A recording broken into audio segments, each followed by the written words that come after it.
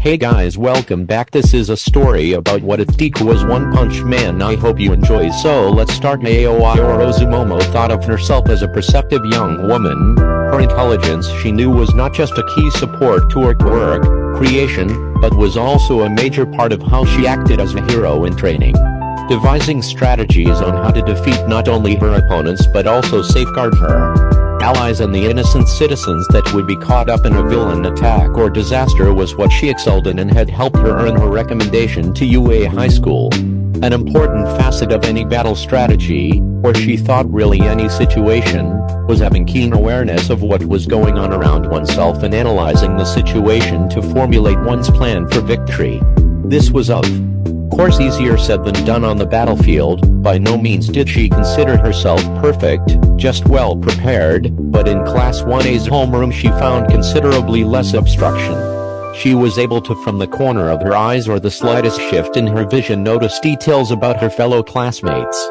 It was how she was able to tell which students, such as Kaminari and Ashido, were less than interested in Aizawa-sensei's current lecture on the principles of collateral damage risks by the bored-looking postures they held in their seats.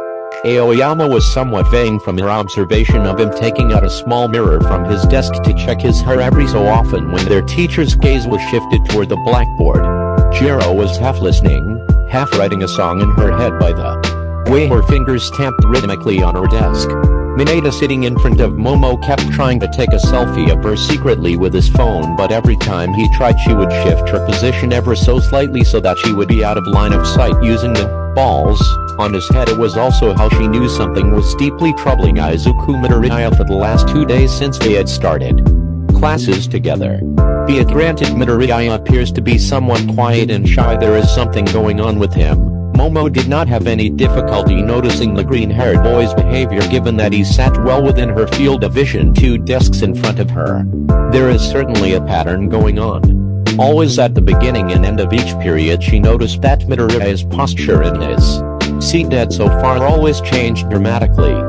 He would sink lower in his seat, his hands gripping the sides of his desk and his face flicking back and forth toward the door as if he expected it to burst off its hinges at any moment.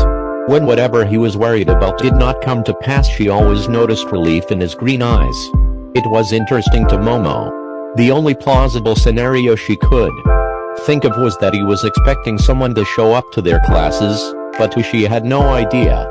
At the moment at least he seemed to be relaxed, and she noted studiously taking notes calmly. Knock knock knock. All of Class 1A's eyes shifted toward the door, except Aizawa's, who only looked at the clock and grunted with an annoyed tone.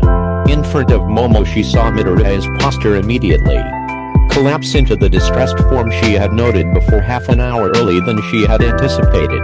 Aizawa sighed and spoke. They are early, but we might as well start now. Today, as part of your foundational skills of heroics lesson, we will be having a guest speaker. They will be discussing the principles of teamwork. While he had been speaking, Aizawa had nonchalantly climbed into his sleeping bag like an extremely irate caterpillar. Before he zipped up his cocoon he called out toward the door, "Come in." He did not even say who was speaking. Momo cringed, but any question as to who it was that had come to speak to her class was answered in moments as the door opened, and 2 men wearing black suits entered. One was of average build but had the thickest lower eyelashes she had ever seen on anyone. The other was a larger man with a scowl on his face that was only made worse by the prominent shape of his chin. Off to the side she heard Zero blow out the air from his lungs in a short laugh at the sight of the second man's chin. Considering its shape made it seem like he had not one but 2 chins on his face. He somewhat reminded her of an ape. "Nananano," Momo heard Midoriya mutter ahead of her. She looked at him, and by the shocked gape of his mouth she deduced that he recognized the 2 men, but who they were and how they were connected to her classmate was still a mystery. Actually, those suits looked familiar. The 2 men took up positions to either side of Aizawa's desk and stood with their postures rigidly straight and their hands behind their back. Class 1A stared at them. "Behold, your guest speaker for today," Gubby-chin barked out harshly, making several of Class 1A jump up in their seats. The pro hero whose power is that of a storm. Eyelashes followed up closely behind his compatriot before they both took a deep breath and shouted their next words together. The psychokinesis hero, Miss Blizzard. Momo's eyes widened by several measures. She recognized that name all too well. Of course. That's where I recognize those suits from. They are the trademark attire of the Blizzard Hero Agency. No sooner had the two men finished their announcement, a woman that Momo, if she was not being too generous, idolized, walked into Class 1A's homeroom, Kazuma Fubuki. The woman was tall and slim, wearing a dark green dress underneath a large white fur coat that hung loosely over her shoulders. She was certainly stunningly good-looking. Even Momo could not ignore that, though she did ignore the sudden cries of joy from Mineta, Kuminori, and Sito. But what was even greater than that was the aura of cold allure that seemed to sweep across the room as she entered. Her walk, no, her strut was of the utmost confidence by the way she held herself. Her gaze was uninterested as she swept into the room, as if she had dismissed them all immediately in her mind, and when she took her position standing behind Aizawa's table, her frigid demeanor did not alter at all. Without any effort, she had waltzed right in and seized command of the entire classroom. Also, her hair and eyes were green. Momo blinked. She looked to Midoriya, who was on the verge of turning into a tomato based on the flush she could see creeping into his face. Out of the corner of her eye she noticed that Todoroki and Ida seemed to notice something as well. Before she could think of what that observation could have meant, Miss Blizzard had already begun to speak. No hero can keep the peace across our country by themselves. If that was the case, then none of you would be here. We would have left everything to All Might. Miss Blizzard's voice was harsh as she seemed to go on the attack with her first words. We all work together toward keeping the peace, be it a team of 2 or 24. If you forget that, you will not only get others but yourselves hurt or worse, killed. Miss Blizzard paused as she spoke. For a moment Momo thought she was doing so to let her words seep into them all, but then a bright green aura bloomed into life surrounding her body. Her quirk. Psychokinesis. It is a high-level emitter type. It allows her to manipulate matter with her mind, create strong barriers or move objects around her. Momo's train of thought ground to a halt as she saw the same bright green aura totally surround Midoriya, his desk, and Sharon. Before she knew it, all three had suddenly jolted upward into the air and zipped to the front of the classroom. Calmly, Eyelashes stepped aside as Midoriya floated down next to Aizawa's table, facing back toward his classmates. Momo knew that her classmate was shy, so she understood immediately as he became the focus of the utterly dumbfounded stares of his entire class, Momo's included. He sunk further into his seat and completed his transformation into a human tomato. With Midoriya extricated from his space, she could see that her much more explosive classmate Bakugo had frozen up, a very noticeably uncharacteristic action for the explosion quirk user. If she squinted, she could make out sweat had begun to form on the back of his neck. What was going on? Momo asked herself as Miss Blizzard continued to speak as if nothing out of the ordinary had occurred. I have been informed that you have already had battle trials. You should all think back to the teams you were paired up with and against.